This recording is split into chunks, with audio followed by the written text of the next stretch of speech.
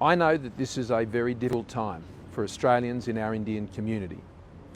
You are a generous and kind community who have made a wonderful contribution to our country. You add a joyous dimension to Australia's national life. And we are very grateful to our Indian community. And I know this is a time of great pain and great fear, as many families in Australia have lost loved ones in India. You know that we are witnessing in India an unfolding humanitarian catastrophe. Over 390,000 new cases of COVID reported in just the last 24 hours. And that's why last week the Chief Medical Officer, Dr. Kelly, declared India a high-risk country for the purposes of travel arrangements into Australia. Throughout the pandemic, we have always taken decisions to keep Australians safe. These have been difficult decisions.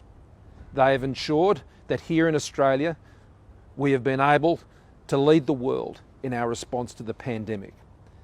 These decisions are often very difficult, but they are made with all Australians in mind, seeking to do the best in Australia's national interests. To put these latest developments in some context, in the week before we put restrictions in place, 57% of COVID-19 positive cases in our quarantine systems had come from people arriving from India. That was up from 10%.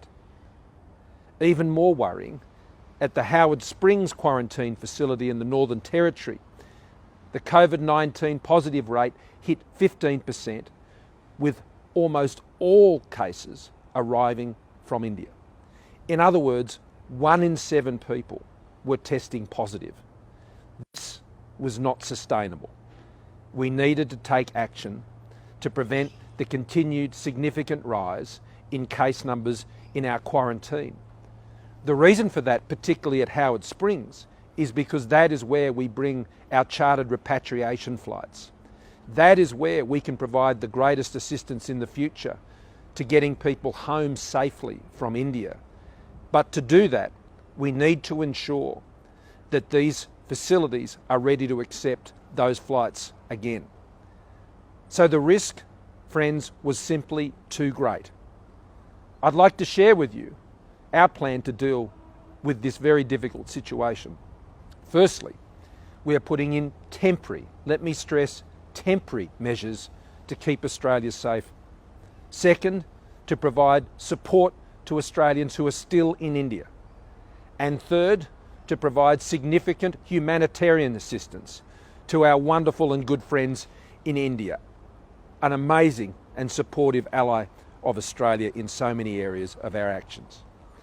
Let me explain what we are doing with each of these strategies.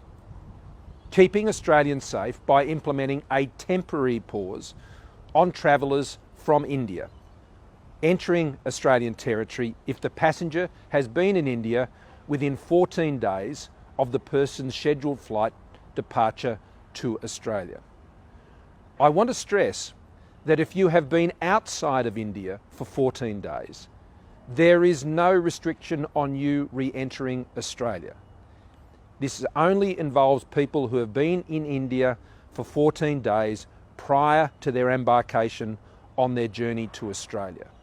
Now, this is a temporary pause while we get other measures in place to support people travelling from India to be able to travel safely home and to ensure that that can be accommodated here in Australia.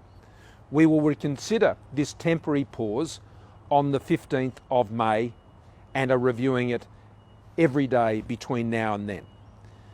We've based this decision on clear medical advice from our Chief Medical Officer, as we have indeed based all our decisions throughout the course of the pandemic, whether it was to close our borders over 12 months ago.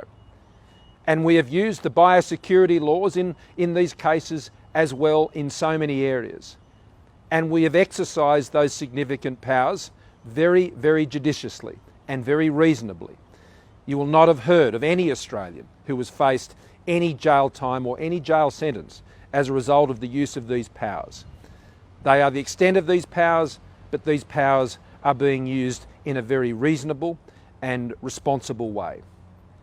The incidence of COVID-19 is so high that it poses a real risk of further transmission within Australia's quarantine facilities, and it includes a risk to quarantine workers and health workers and the broader community. This is why we have had to take these actions. Some people have said that we didn't need to put in place the same measures when dealing with travellers from the UK or the United States or Italy. That was at the start of the pandemic. All the way through the pandemic, we have learnt more and more. And the more virulent strains that are now presenting, whether from India, where the situation is most chronic, or more broadly, is increasing the risk. I cannot see a third wave of the virus come here to Australia. And as Prime Minister, I need to take decisions that ensures that we protect Australia. The volume of cases in India is putting much more pressure on our quarantine system than previous waves across the world did. So the situation has changed. The risks are even greater. Our borders have proved to be a very strong barrier to COVID, and we are keeping them strong. My first priority is always to keep you and your families safe.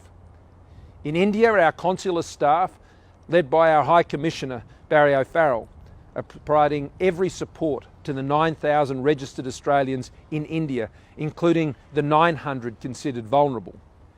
Over the course of the pandemic, we have already supported and facilitated, including in direct flights, some 20,000 Australians registered with DFAT having returned from India. And we have support measures in place through our hardship fund, which includes financial assistance. When the temporary pause is lifted, and it will, passengers on future flights will be required to have both a negative COVID-19 PCR test result and a negative rapid antigen test result prior to embarkation. We are putting those arrangements in place now.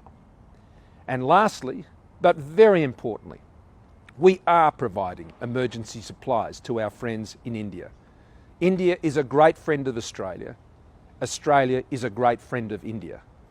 Our first package of support, and I stress this is just the first one, it's just the start, includes over 1,000 non-invasive ventilators and 100 oxygen concentrators.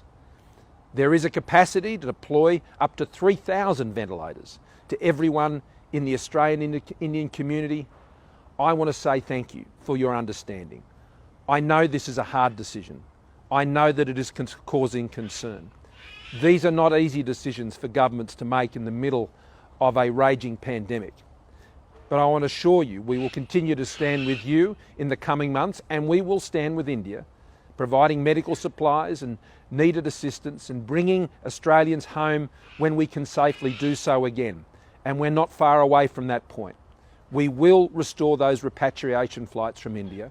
We will bring Australians of Indian heritage who are in India now, we will get them home. It will take time. We must work together. We must do it safely. I want to thank you for your patience and your understanding. Authorised by S. Morrison, Liberal Party, Canberra.